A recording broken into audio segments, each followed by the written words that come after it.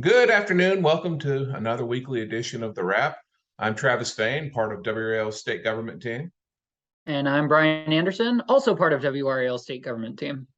Yeah, we got a busy week to go through here. I'm trying not to take too much of your time, but there were some important hearings at the legislature this week on the Cooper administration's ability or lack thereof to help people quickly who lost their homes in Hurricanes Florence and Matthew. We're now obviously quite a few years from those storm events, but people whose homes are being rebuilt through a federally funded program that runs through the state. So, two levels of bureaucracy have been waiting a long time. Lisa Sorg at NC Policy Watch has done a ton of good work on this. And if you haven't read those stories, I would encourage you to do so. They'll be easy to find online. Um, it's kind of a mess, Bryan. And I know this wasn't your story, but I imagine you followed it a little bit. Yeah, I mean, you have hurricane victims who have been having their homes destroyed, just waiting. I've seen people who have been waiting 6 years and very minimal progress. It's just for many residents an inexcusable situation. Yeah, and I want to look anytime, as I said on Twitter, a Republican run legislature and Lisa Sorg, who is probably the state's preeminent environmental reporter, also a great environmentalist, and works for Left Leaning Policy Watch. When those two sides agree that there's a problem, you got a good bet there's a problem. And I just, to quote Lisa's story yesterday, Thursday, bureaucratic snafus, arbitrary decision making, inconsistent protocols, and even arrogance at Rebuild NC's top leadership have inflicted dire consequences on thousands of people. There's no ambivalence in that statement. Some of this is federal, though. There's something called authorization. So, Ryan, when new money gets authorized, it's not just enough that Congress votes. The agency that runs it, in this case HUD, the Department of Housing and Urban Development, has to write all these rules. And that takes months. We saw this during the pandemic too, with quote unquote emergency programs with hundreds of millions and billions of dollars that Congress would pass. The money wouldn't get released to the states to do their part for months because all these rules had to be written to. Senator Tom Tillis is working to address this with the CDBGR CDBGDR money, disaster relief money that we're talking about here, that is meant to rebuild people's homes and is meant to take kind of a long time to spend anyway. That's the pot of money we're talking about here. But we can cut out months, maybe a year on the front end if instead of making HUD write rules every time one of these grant packages gets okayed, it just becomes an authorized program so that the rules are roughly the same every time. Like I said, Senator Tillis has got a bill to do that. Others have bill to do that, but it's just part of a broader bipartisan discussion at the federal level. And that's before we get to the state level. But Yeah, I mean, the point being, if it's an emergency, most people associate emergency with imminence and immediacy. Months and even a year upwards is not immediate for people. yeah, nobody disputes that we can cut out some of this red tape. Nobody that I've seen, at least.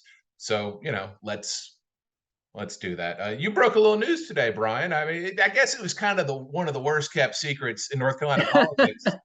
But you got the man himself to say it. Tell us what Dale Folwell's thinking about. Yeah, I broke the news that has been chatter for a while, but not actually spoken by the man himself, on the record at least, until recently. So I recently spoke with North Carolina Republican State Treasurer Dale Folwell.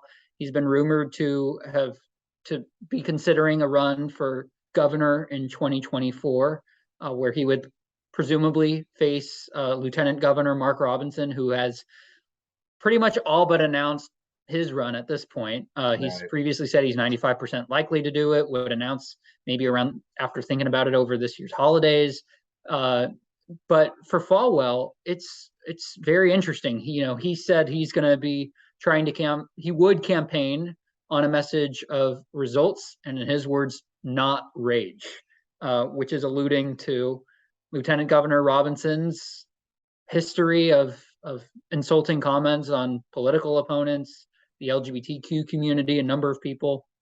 And so what Falwell's trying to do here is, in his view, return to the word conserve in conservative politics, sort of going back to, fiscal responsibility messages. I mean, he's the stiff policy guy. Robinson is not the stiff Right. policy guy. So that would make for an interesting contrast. And I just looked, hey, what's the recent history of competitive races? And in 2008, there was a Republican gubernatorial primary between State Senator Fred Smith, I believe, and former or then Charlotte Mayor Pat McCrory. And so that was a competitive contest, but not between two existing statewide office holders.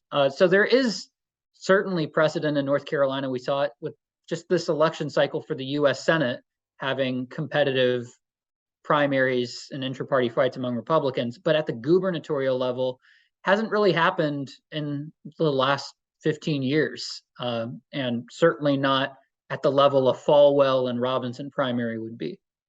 Yeah, and I mean, Falwell ran for lieutenant governor against Dan Forrest. I can't remember what year that would have been. I mean, several years ago, certainly before he was treasurer, and now Falwell has won, I believe, 2 statewide elections as treasurer.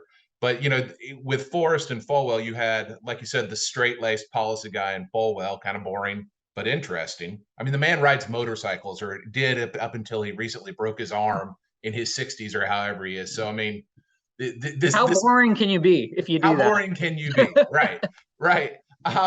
He also calls the hospitals in this state cartels, so he's willing to throw a few bombs of his own. There is some populism to his message, but Dan Forrest, who was very good in a room, very polished. Republicans picked him overwhelmingly in the lieutenant governor's race over Dale Folwell. I think Folwell would have a similar problem this time out, but we shall see.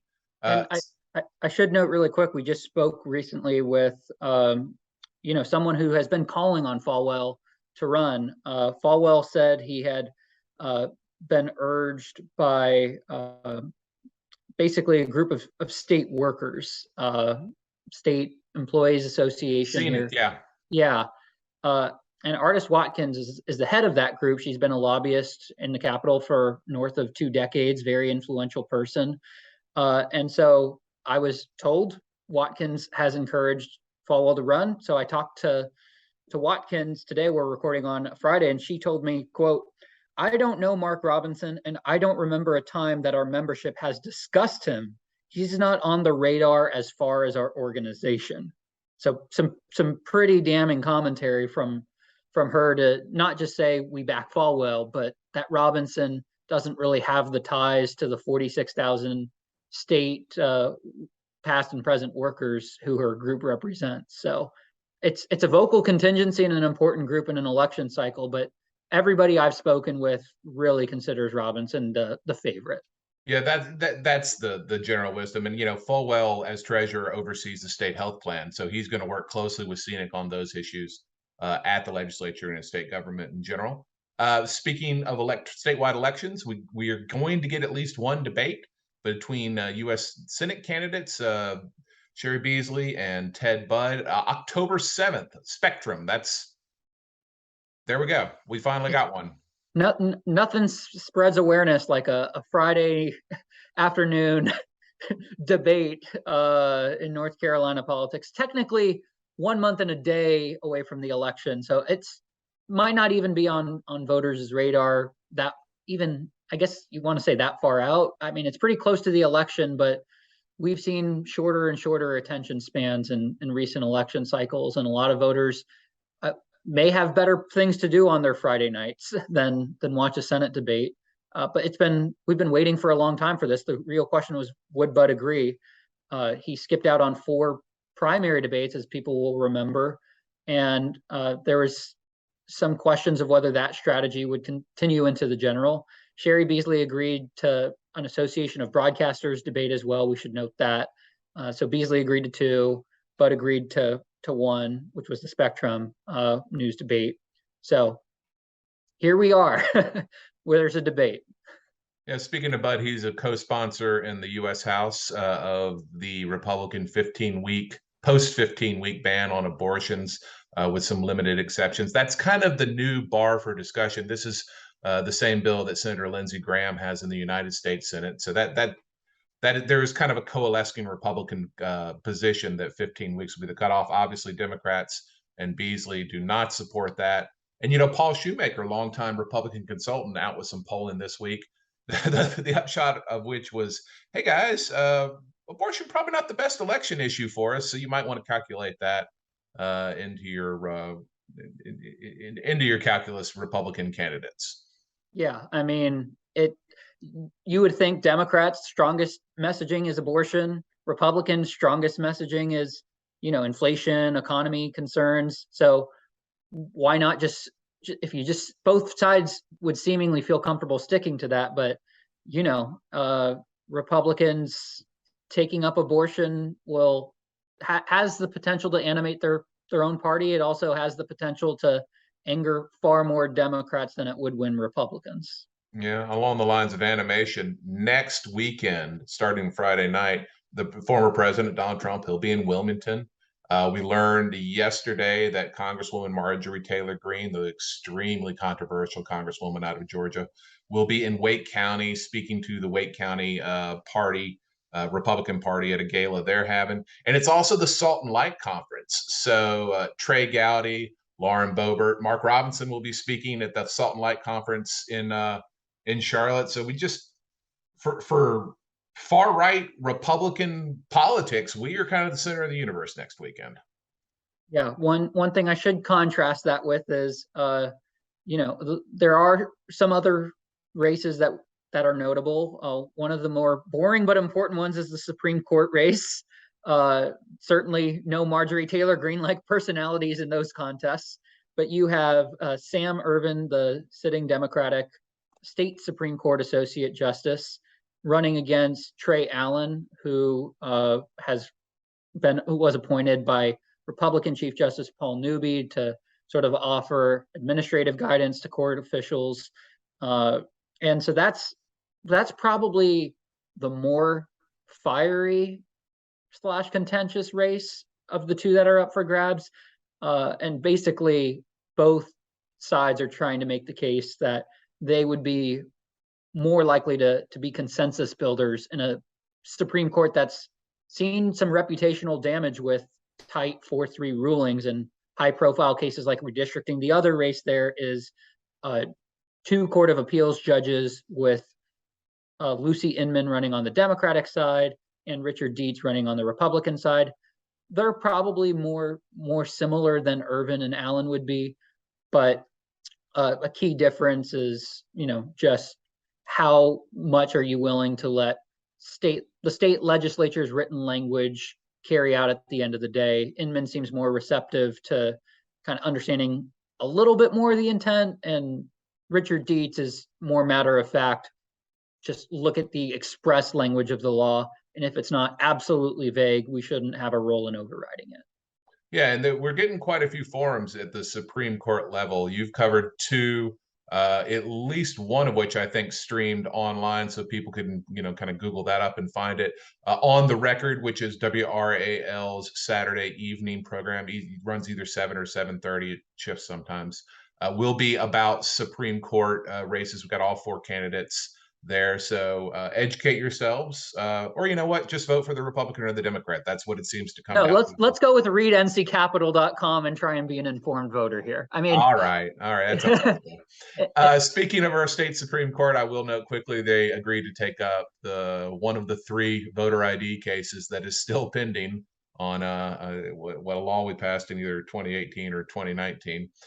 They'll take that up in October, so before a new court would be elected. A lot of people see that as the Democratic majority that may not be a Democratic majority after November, wanting to move more quickly on that. And the court just quickly is 4-3 Democratic majority. Republicans just need one of 2 seats up for grabs to reclaim that. All right. And let's turn our attention maybe to Medicaid expansion. Not any huge update, like it's not imminent or any more imminent. But I will note, viewers or listeners will note that the SAVE Act, which would give nurses more scope of practice, would allow them to do more things without having to have paperwork signed by a doctor. Supervision by paperwork is what the Nursing Association would call it. The SAVE Act has been package with certificate of need reform, which affects how hospitals can and cannot expand. It limits competition in the hospital sector. That has all been part and parcel of a Senate-backed proposal to expand Medicaid in North Carolina after more than a decade of North Carolina not expanding it. The architect of that was Phil Berger, Senate President Pro Tem. I will note that he got the North Carolina Nursing Association Legislator of the Year award this week, as did Gail Adcock, who is a Democrat in the House and a nurse. Who would have had that on their scorecard 2 years ago? Right. As far as whether or not we're any further along the path on Medicaid expansion, there was a letter from UNC Medical School Dean Wesley Burks, who is also the head of UNC Health, so a major player in healthcare in North Carolina, who said we have made great strides forward in the last few months on Medicaid expansion, and quote, I am optimistic that the legislature can move a bill forward before the year comes to a close. Now, that was in response to some students that were pushing UNC Health to push the North Carolina Hospital Association to back off its opposition to certificate of need reforms so that the Senate's Medicaid expansion bill can move forward. And I'm thinking maybe this podcast is not the best venue to explain the ins and outs of Medicaid expansion, Bryan. The bottom line, it's a mess. And we'll see what happens. There's certainly been some chatter, particularly from more of maybe taking up a lighter version this bill of that Medicaid expansion bill this year. Berger hasn't expressed much interest in that, and maybe this will come down to what the election results are and what the makeup of the legislature next year would be. So maybe between November 9th and the end of December, you get something, but it's not looking great today. A lame duck session certainly would not surprise me on this and or other issues.